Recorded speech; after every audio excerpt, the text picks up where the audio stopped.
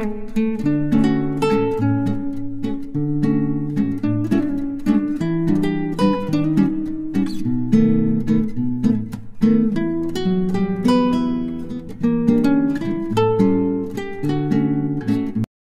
विद्यार्थी मित्रांनो, सोडवूया स्वाध्याय 8.1. पहिलं गणित बघा. 3 अंश छेद 11 अधिक 4 अंश छेद 11 वजा 5 अंश छेद 11 कंस पूर्ण गुणेला कंसामध्ये आहे 7 अंश छेद 11 वजा 6 अंश छेद 11. असे गणित फार सोपे असतात. कसं ते लक्षात ठेवा. या छेद तिन्ही यांचे समान आहे. पहिला हा कंस सोडवायचा इकडे, हा कंस सोडवायचा इकडे. चला, छेद सारखे असल्यामुळे आपण काय करूया, खाली 11च लिहू. 2च क्रिया आहे. वरत 3 अधिक 4. छेद समान असेल तर घातांकाची बेरीज किंवा वजाबाकी जी क्रिया आहे ते करायची. छेद समान असल्यामुळे यांची बेरीज, छेद समान असल्यामुळे ती वजाबाकी. 3 अधिक 4 वजा 5. सोपं आलं लक्षात. नंतर इकडे लिहून ठेवूया आपण. छेद सारखे आहे, समान आहे. इथे 11 लिहू. 11 7 उणे 1. चला मग सोडूया. इथे पुढे काय आलं रे, 3 आणि 4 7. 7 मधनं 5 गेले, राहिले 2. खाली 11. इथे गुणेलाचं चिन्ह देतो. 11 खाली लिहितो. 7 मधून 6 गेले, 1 राहिले. आलं का? हे पुढं काय, पुढं वरचा गुणाकार वरी आणि खालचा गुणाकार खाली. 11 आणि 11चा गुणाकार खाली लिहायचा, म्हणजे 11 गुणेला 11 वर लिहायचे 2 गुणेला 1. आता सांगा याचं उत्तर करायचं. 2 आणि 1चा गुणाकार 2. 11 गुणेला 11 म्हणजे 11चा वर्ग. 11 गुणेला 11 केला क्या, 11चा वर्ग केला काय, 121 येतात. 2 121. हे 2 121. बघा कुठे पर्याय. पर्याय क्रमांक आहे सी. चला, कोणतं उत्तर आलं आपलं? पर्याय सी आला. दुसरं उदाहरण बघा. 1.1 अंश छेद 24 वजा 1 अधिक 7.24. आता इथे काय समजून घेऊ आपण. इथे काहीच नाही ना, इथे छेदाला 1 देऊया. 1 असं समजायचं. आता सेम झाले गणित. पहिल्यांदा याला साधा अपूर्णांक करूया. हे कसं करायचं माहित आहे. 24 गुणेला 1, याचा नाचा गुणाकार केला, याचा आणि ही संख्या आहे अंशामध्ये, तिला करायची बेरीज आणि खालील छेदामध्ये लिहायचे 24.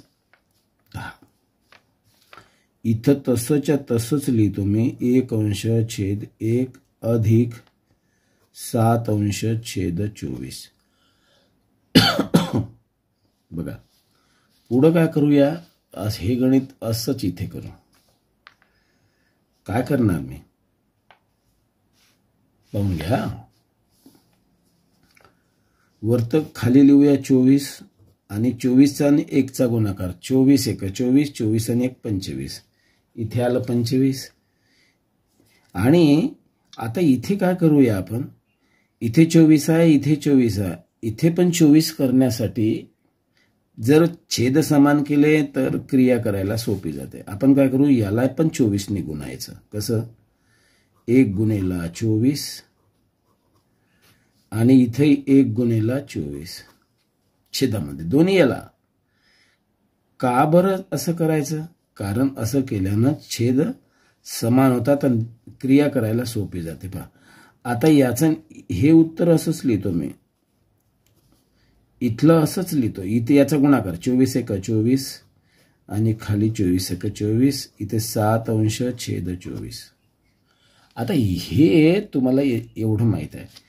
आता आधीच्या पहिल्या गणितासारखं छेदामध्ये 24 लिहून टाकायचे. बघा तिन्ही छेद समान आलेत. मग इथे लिहायचं 25 उणे 24 अधिक 7. या तिन्ही याचं उत्तर काय ते करूया आपण. 25 मधून 24 गेले, किती राहिलं 1. एकामध्ये 7 मिळवले, किती आले 8. इथं आलं 8/24. आता हे आणि 8/24 आहे का बघू उत्तर. 8/24 उत्तर आहे का, आहे का. उदाहरण 2 आहे बघा. 8/24 तर नाही आहे, परंतु 1/3 आहे. कसं काय सांगा. 8च्या पाड्यात 24 पण आहे आणि 8च्या पाड्यात 8 पण आहे. 8च्या पाड्यात 8 किती नंबरला 1 आहे ना. 8 1 8, 8 2 16, 8 3 24. किती आलं रे याचं उत्तर बघा. हे 1/3 आलं. म्हणजे आपला पर्याय कोणता आला. पर्याय आला ए. चला या गणिताचा पर्याय ए. तिसरं गणित बघूया. 1.11/12 गुणेला 7/12 वजा 1.7/12 गुणेला 5/12. हे बघा इथे एक गोष्ट समान आहे. 12 12 12 छेद सारखा आहे ना. आता हे गणित करताना एक लक्षात घ्या. आपण काय करायचं, काय करावं लागेल आपल्याला. याला पूर्णांकयुक्त अपूर्णांक करून टाकू. 12चा पाडा एक वेळा, याचा याचा गुणाकार करायचा. करा 12 1 12 आणि यांची बेरीज करा. 12 1 12 आले. 12 अधिक 11 किती होतात. 12 अधिक 11 होतात 23. याचं सरळ उत्तर लिहितो मी 23/12. हे याचं उत्तर असं आलं. गुणेला 7/12 आणि याचं पण तसंच करा. 12 आणि 1चा गुणाकार. 12 1 12 आणि 12 मध्ये 7 मिळवा. किती होते 19. 19/12 आणि हे गुणेला 5/12. आता बघा हा एक गुणाकार आहे ना, हा एक गुणाकार आहे. पहिल्यांदा गुणाकार पदावली मध्ये तुम्हाला माहित आहे आधी गुणाकार करावा लागतो. यांचा गुणाकार करताना 12 गुणिला 12 करा बरं. 12 गुणिला 12 म्हणजे 12चा वर्ग. 12चा वर्ग म्हणजे 144. इथे पण 144 येतात. मी लिहून आधी हे लिहून टाकू. वजाचं चिन्ह देतो मी. लिहिले. पुढं काय करू. 23 आणि 7चा गुणाकार करा. 23 इथं 23 गुणिला 7 किती होतात. 23चा पाडा 7 वेळा. 23 7 161. पहा 3 7 21, 1 हात चाले 2, 7 2 14, 14 2 16. इथं आले 161. 19चा पाडा 5 वेळा. 19 19, 19 2 38, 19 3 57, 19 4 76, 19 5 95. 95 लिहायचे इथे. आता यांची वजाबाकी करूया. हे पाया छेद सारखा असल्यामुळे का नाही, पाया म्हणजे छेद समान असल्यामुळे 144 16 161 मधून 95 गेले. किती राहतात रे. करा मांडा. अशी मांडणी केल्यावर वरत उरते बघा. 161 वजा 95. 11तून 5 गेले 6 राहिले. ह्याचा दिला 1. हे 16. 16तून 10 गेले. 16तून 10 गेले 6 राहिले. वरतात 66 आणि खाली उरतात 144. या संख्येला आहे ना, यालाही 11ने म्हणजे याला 6ने भाग जाते, यालाही 6ने भाग जाते. बा करून पाहू आपण. कारण 6 इथे बघा 6 पर्यायामध्ये आपलं उत्तर ते नाही आहे. आहे का. नाही आहे. या पर्यायामध्ये नाही आहे. आपण काय करूया. चला याला भागा. या दोन्ही संख्येला 6ने भागू. 11 सक 66 आहे. ह्याला 6च्या पाड्याने भाग जातात. 6ने 66ला भाग जाते. म्हणजे 11च्या पाड्यात 6 नंबरला आहे, 6च्या पाड्यात 11 नंबरला आहे. याचं 11 सक 66 येतात ना असंच काहीतरी. चला उत्तर आलं याचं. इथं येते 11 आणि आता याला बी 6 ने भागू जाऊ. 6 144 करून पाहू. करा बरं. 6 दुने 12 आणि 14तून 4तून 2 गेले, 2 राहिले, 1तून 1 गेलं 0, मग घेतले 24. 6 चौक 24 आलं का पहा. दोन्ही संख्येला कितीने भाग जात रे? 6 ने. हे 66 असल्यामुळे माझ्या लक्षात आलं. वर खाली आलं 24. बघा हा पर्याय कुठे आहे? हा पर्याय आहे आपला हे बघा गणित क्रमांक 3. कुठला आहे पर्याय? 61 12 नाही. आपला पर्याय आहे 65 12 नाही. 11/2 नाही. 11/24 नाही.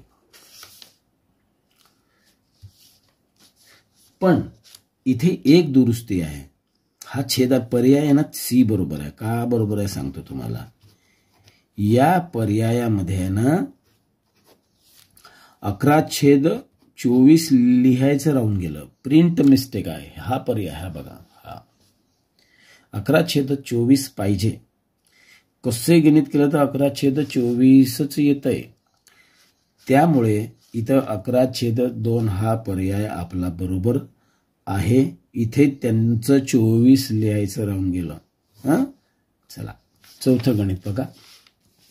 एक सामना अर्धा तास चालतो. अर्धा तास चालतो म्हणजे किती? 30 मिनिटे चालतो है ना. 30 मिनिटे चालतो.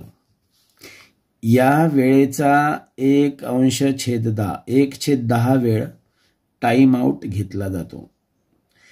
1/10 याचा आहे ना याचा 1/10 याचा चाल ना 1/10 म्हणजे का गुणेला असं मांडायचं. हा वेळ टाइम आउट घेतला जातो. 10 भाग करायचे याचे. याचं जे उत्तर आहे ना तर टाइम आउट किती मिनिटाचा असेल? 1/10 वेळ म्हणजे किती? एवढा टाइम किती? 10 मिनिटे समजते पण 1/10 म्हणजे काय? तेव्हा असं करायचं कसं? 30 वरचा गुणाकार वरती 30 गुणेला 1/10 करा बरं. 10 1 10 10 त्रिक 30 आलं ना. आणि 3 आणि 1चा गुणाकार येतो 3. खाली 1 लिहायचं काम नाही. किती आलं रे? 3. 3 काय आलं? मिनिट. 3 मिनिट कशाचं उत्तर आहे? तर टाइम आउट किती मिनिटाचा म्हणजे 30 मिनिटाचा सामना अर्धा तास चालते. 3 मिनिटाचा टाइम आउट. उत्तर किती? पर्याय आहे आपला डी. चला पर्याय कोणता? डी. पाचवं तो.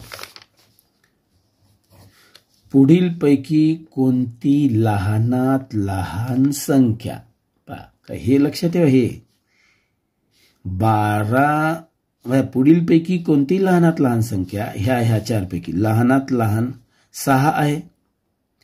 मग त्याच्यापेक्षा थोडीशी मोठी आहे पण लहान आहे 7. त्याच्यापेक्षा थोडीशी मोठी आहे 8 आणि सर्वात मोठी आहे 12. 12 तर नाहीच येत. तर पाहू आपण 3 पैकी. पुढील पैकी कोणती लहानात लहान संख्या 12/15 म्हणजे काय? 12/5. चला गणित करूया 5वं. हे लक्षात घ्या. पुढील पैकी कोणती लहानात लहान संख्या 12/5 या अपूर्णांकाच्या छेदात मिळवावी. छेद कोणता? हा. ही संख्या कोणती या छेदाच्या अपूर्णांकाच्या छेदामध्ये मिळवावी. इथं मिळवायची. अधिक करायची म्हणजे मिळणारा अपूर्णांक छेदाधिक अपूर्णांक असेल. छेदाधिक म्हणजे का? ज्याचा छेद मोठा. आता याच्यात कोणती संख्या लहानात लहान मिळवायची बा? पहिल्यांदा आपण 6 मिळवून पाहू. आणि आता करा बरं. इथं वरती 12च राहतात पण खाली 11 येते. सांगा हा छेदाधिक अपूर्णांक आहे का? नाही. हा अंशाधिकच आहे. अंश मोठा अंशाधिक आहे. 6 तर उत्तर नाही आलं रे. मग आपण काय करून पाहू? आपण करून बघ 7 मिळवून पाहू बी पर्यायवाला 12 याच्यामध्ये 7 मिळवा किती झाले 12/12 येते है ना. हाही छेदाधिक अपूर्णांक नाही आहे का कारण दोन्हीमध्ये 12 आहे. खालचा अपूर्णांक मोठा करायसाठी आता निश्चितच 8 मिळवावे लागेल आणि 8 ही उत्तर येणारच आहे. 5 + 8 मिळवा. हा 12/5 + 8 किती होते रे 13. इथे 12 / 13. आता हा छेद मोठा झाला म्हणजे छेदाधिक अपूर्णांक आला. सांगा पहा आपण काय करतो लहानात लहान संख्या 6 समजतो तसं नाही आहे. आता कोणती संख्या आली रे लहान 8. ही पण येते उत्तर हे पण येते. मग यापैकी दोनापैकी लहान कोणता आहे 8. 8चा आहे पर्याय आहे ए. समजला. 6वं गणित बघा 1.1/24 अधिक 1 एकच लिहून आहे खाली का नाही. मी काय करतो 1 अधिक देतो सारखंच येतं -7/24 असंच गणित आपलं असे केलेलेच आहे. आपण पहिल्यांदा याला काय करू सरळ करू. या गणिताला साधा अपूर्णांक करूया. 24चा आणि 1चा गुणाकार आहे ते 24. 24मध्ये 1 मिळवा 25. हे असंच करायचं समजून घ्या. 25 कसा आला माहित आहे ना. याचा याचा गुणाकार करायचा 24 आला. 24 आणि 1चा गुणाकार 24 आणि अंशामध्ये जी संख्या असते ती मिळवायची बेरीज म्हणून 25 आला. आणि इथे का करू आपण इथे छेद 24 करण्यासाठी याला 24 ने गुणूया. सांगा 1 × 24 आणि खाली लिहूया 1 × 24 आणि इथे -7/24. हे गणित असंच येणार आहे लक्षात ठेवा. आता इथे काय आलं रे इथे 24 येणार. इथे 25/24 अधिक इथं 24 येणार खाली 24/24 आलं ना -7/24. आता तीनही संख्या सारख्या आहे बघा. मग आपण नेहमीसारखं करूया का.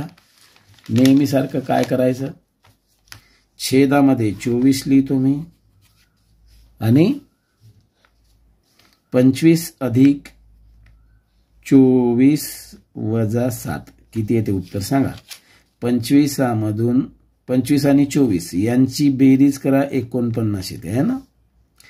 आणि 49 मधून 7 काढा. पहिली क्रिया केली मी 49 लिहिले त्याच्यातून 7 काढा. 49 मधून 7 गेले 42 राहतात है ना. 9तून 7 गेले 2 राहिले 4/4.